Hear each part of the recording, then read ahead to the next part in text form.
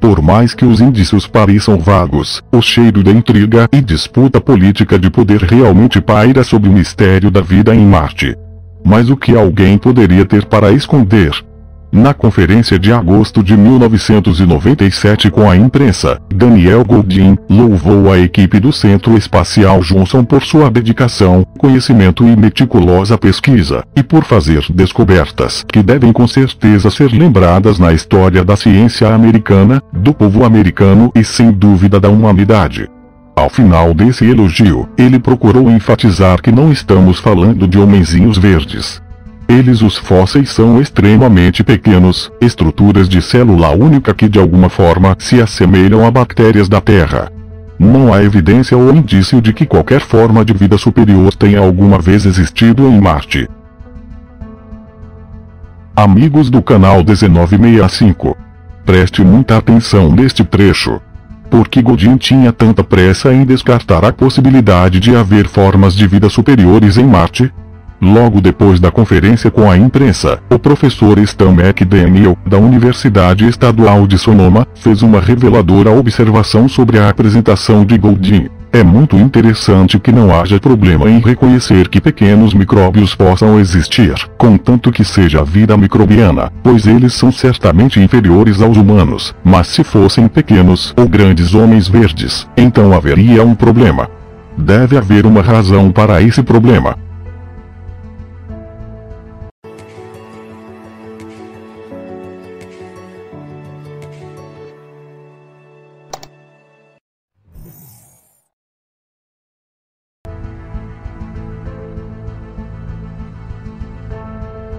A ciência ainda terá de explicar como, por quê, quando e onde a vida surgiu primeiro. Ela começou na Terra. Isso é apenas uma opinião. Ela resultou de combinações casuais de moléculas na sopa primordial. Isso também é apenas uma opinião. Como é a concepção oposta de que ela foi obra de um criador. A pura verdade, como admitiram os biólogos Stanley Miller e Leslie Orgel, é que não sabemos como a vida começou. Mesmo assim, concorda-se sobre diversos pontos fundamentais. O mais importante deles é que a detecção de água na forma líquida é o indicador essencial da vida. De acordo com Anders Hanson, a água, como um solvente inerte, é ideal para o ciclo bioquímico. George a chamou de matriz da vida. Sem ela não pode haver a vida nem evolução darwiniana.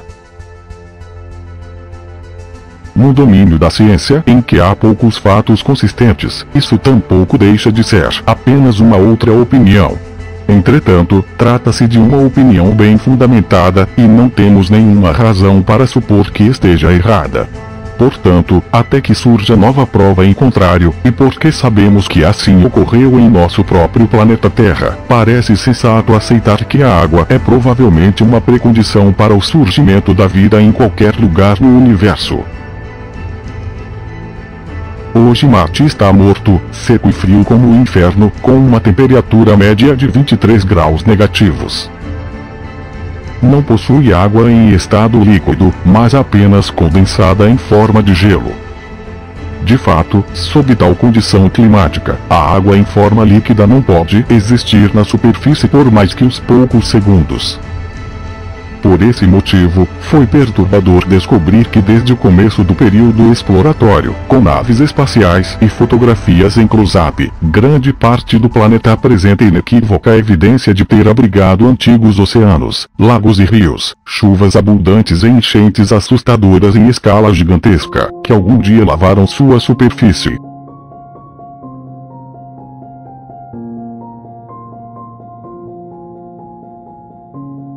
Mesmo com condições visuais mais favoráveis, observações telescópicas de Marte podem produzir resultados enganadores.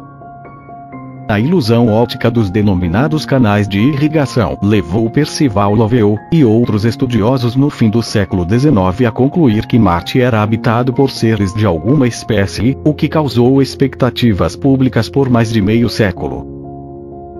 De fato, mesmo em meados dos anos 1960 havia muitos que ainda aguardavam confiantes a confirmação da existência dos canais pela nave espacial da NASA. Quando se descobriu que não existia nenhum canal, houve uma desilusão generalizada e uma perda de interesse por Marte e seus mistérios. Embora os canais não sejam reais, há outros fenômenos marcianos, bem documentados em observações telescópicas e confirmados por estudos fotométricos, mais difíceis de serem impressionantes. É denominado por astrônomos como a onda de escurecimento. Próximo da borda de cada calota polar, um escurecimento geral das marcas da superfície aparece na medida em que a calota começa a degelar no começo da primavera. O escurecimento migra, então, para longe da calota em degelo, movendo-se rapidamente para o equador, cruzando numa distinta faixa de intenso contraste e, finalmente, se dissipando no hemisfério oposto. As ondas, uma em cada hemisfério, viajam numa velocidade aparente de cerca de 35 km por dia. A calota polar sul de Marte, em seu tamanho máximo, se estende longamente a 50 graus sul na direção do equador. A calota polar norte se estende a 65 graus norte, muito mais distante do equador. Ao medir os espectros de reflexão das calotas, os cientistas descobriram de que elas consistem. A calota sul, de longe a mais fria das duas, é inteiramente de gelo de dióxido de carbono. A calota norte contém quantidades flutuantes de gelo de dióxido de carbono, mas sempre mantém um resíduo permanente, em torno de 1000 km de um lado a outro, de gelo de água pura. Acredita-se que representa a maior reserva de água disponível no planeta. Circundando a calota polar e desaparecendo debaixo dela estão o que geólogos chamam de enormes depósitos em camadas. Considerados formações trazidas pelo vento, eles têm seu caminho cortado por vales estreitos, sinuosos e circunscritos pelo mais extenso mar de dunas de areia, ou erg, do sistema solar. Esse erg forma uma massa de areia levada pelo vento que circunda toda a calota polar remanescente. As dunas nessa região são espetaculares em sua regularidade, prolongadas por centenas de quilômetros. De tempos em tempos, a superfície de Marte é castigada com terríveis tempestades. Por razões ainda não compreendidas, tais tempestades são normalmente precedidas por um período de repentina turbulência em localidades específicas do hemisfério sul, durante o qual tremendas quantidades de poeira da superfície são lançadas na atmosfera a alturas imensas, como 10 km. Então, ventos poderosos carregam a poeira para todas as partes do planeta, obscurecendo rapidamente toda a sua superfície. Depois disso, a tempestade começa a diminuir de intensidade, e em poucas semanas a atmosfera volta ao normal. Onde a Terra é harmoniosa e adornada com suaves curvas, Marte é um planeta de pontudos extremos. Seus vales são os mais baixos do sistema solar, seus cânions os mais profundos, seus vulcões os mais altos. Em virtude da ausência de um efetivo nível do mar, os cientistas se referem às altitudes e profundezas de Marte a partir de um parâmetro arbitrário denominado nível Datum. O cume do vulcão gigante Monte Olympus, situado 27 km acima do Datum, é o ponto mais alto do planeta, e o fundo do sistema de cânions, conhecido como Vale Marineris, 7 km abaixo do Datum, é o ponto mais baixo. O Monte Olympus parece o cenário de algum tenebroso conto de fadas. Ele é classificado por geólogos como um vulcão escudo, e consiste de uma crosta de lava circular com 700 km de diâmetro, se elevando para uma única caldeira de 80 km de diâmetro. A borda externa da crosta de lava, que contorna uma circunferência de quase 5.000 km, é definida por penhascos que descem perpendicularmente 6 km abaixo, para as planícies circundantes. A sudoeste do Monte Olympus está a Formação Elysium, uma imensa área de solo elevado que é encimada por 3 vulcões. O mais alto deles, Monte Elysium, se eleva 9 km acima das planícies circundantes. A sudeste do Monte Olympus, numa distância de 1.600 km, começa uma protuberância ainda maior de terra.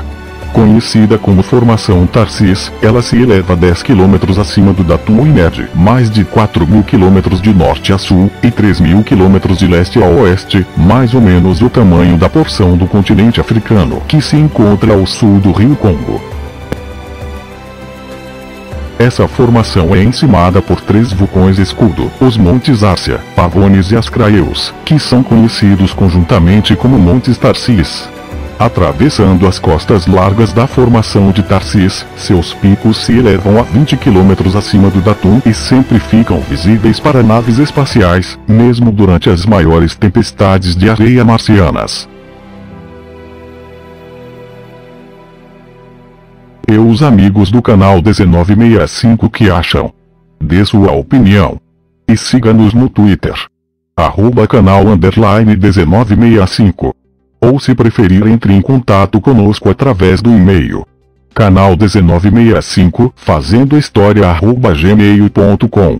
Um forte abraço e fiquem com Deus.